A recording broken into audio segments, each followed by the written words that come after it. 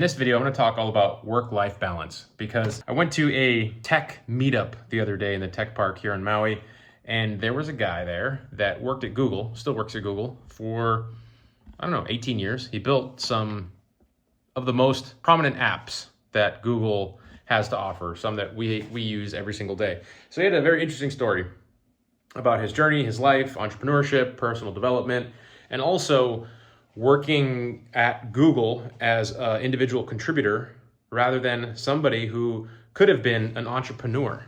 The world of entrepreneurship today is different than it used to be. Today it's kind of cool, you know? A lot of people push for this on social media and mainstream content. They're saying, "Hey, if you're not a business owner, then, you're not cool," or whatever.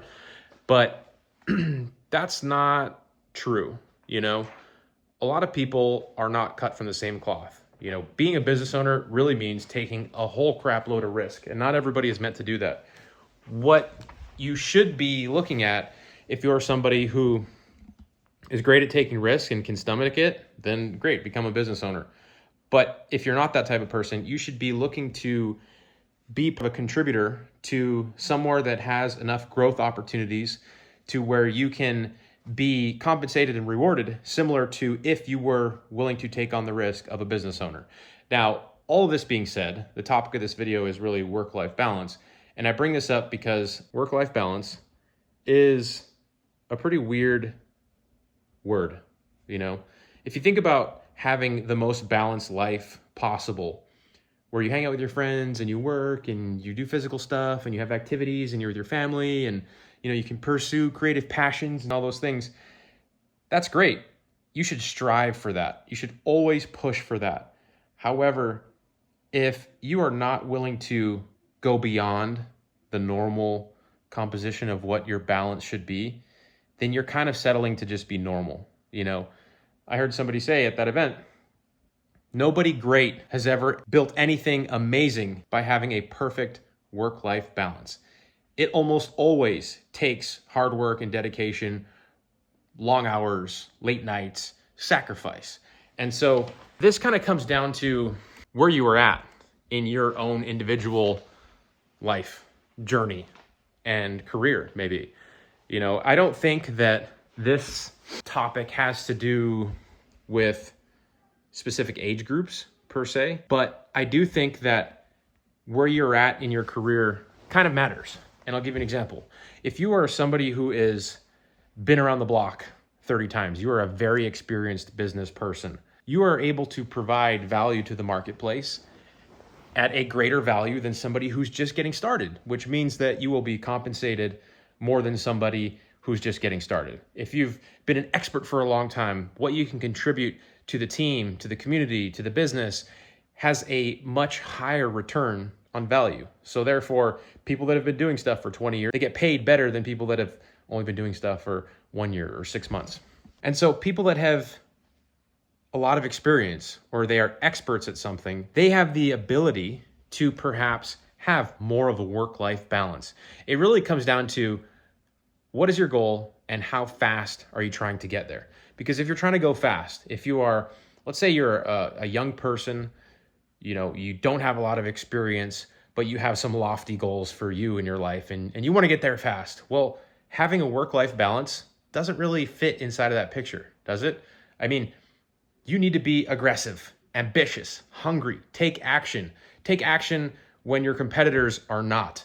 Take action when your team is not. Show up more than necessary sometimes having to work late hours and weekends because you are interested in getting to the end result faster.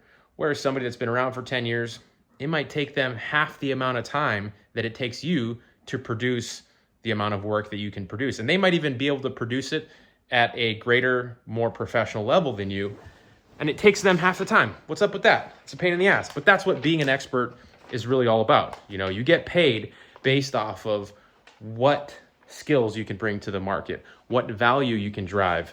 And if you are experienced, if you are new, if you are seasoned, then it really comes down to making that decision for you, for yourself. Do you want to be mediocre? Do you want to be normal? Do you want to have an ambitious, big, and full life? And what does it take to get there? What is it going to take for you to get there?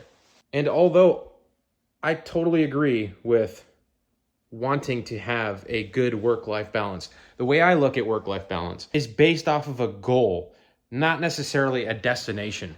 And so, yes, I always want to have a healthy work-life balance. However, in the last 10 years, I've built 2 companies that have achieved over 7 figures, pretty massive real estate portfolio, and also started a family. What do you think my work-life balance was at that time? I've had to say no to so many things. And I think people that want ambitious things that don't know how to say no they're just going to have a rude awakening at some point.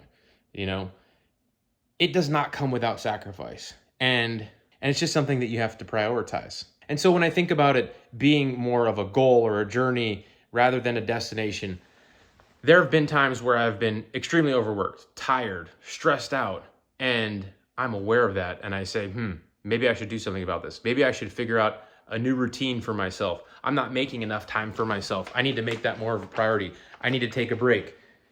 Rather than always trying to jockey for perhaps, the perfect work-life balance scenario, maybe consider having it as a level of awareness for you and your business and your journey, something that you can adjust, you can pivot on. And when you find yourself in these different types of modes where you're struggling, then figure out how to make some time. Figure out how to strategize, re-strategize, reprioritize so that you can fix your mental health, get back to where you need to be, and that you can show up and march toward those goals that you have originally set and committed to yourself. And so for me, the best way that I can think about doing this and how I try my best to have a good work-life balance is I have the 4 main categories: health, wealth, love, and happiness. So every day I try to do something for my health, go to the gym, go for a walk, eat right. Wealth, work on my business, work on my career, learn something. Love, my family, my friends, my relationships. Happiness, working on my spirituality, volunteering, doing something I love, going surfing, going golfing, these types of things. And so each and every day, I try to work on all of those categories. Not every day am I perfect. Some days, a lot of days, I'm working on the wealth, the business department, more than I am the happiness department. And so therefore, my balance is all out of whack. And I know that, and I'm okay with that. The reason I'm okay with that is because I have the awareness around it. And if the scales become tipped in the wrong direction, I tip them back. I make the conscious decision to take a break, take time off, work on myself, double down on the portions of the various categories. However, like I said, my goals in life are not normal. They're ambitious. And I know that in order to achieve them, it's going to require some not normal and ambitious action to get there. And so again, for me, I know that if I have those 4 main categories in mind, I have some awareness around them, and I try to do each every single day, some more than others, then I am working toward having somewhat of a healthy work-life balance. And yes, over time, when we go through the monotony of the day-to-day, sometimes I can find myself slacking on some of the other things, but having that awareness to come back, reset, get back to making some of the other things a focus. That's what it's all about. I mean, that is like the cycle of being somebody who is ambitious and trying to make things happen, rather than never willing to take on more stress because you are trying to have this perfect even keel baseline of homeostasis. And so that's it, kind of a rant. Let me know what you think. If you got something on this video, hit the like button, subscribe. Let me know in the comments below if you feel like you have a good work-life balance or if you struggle with this.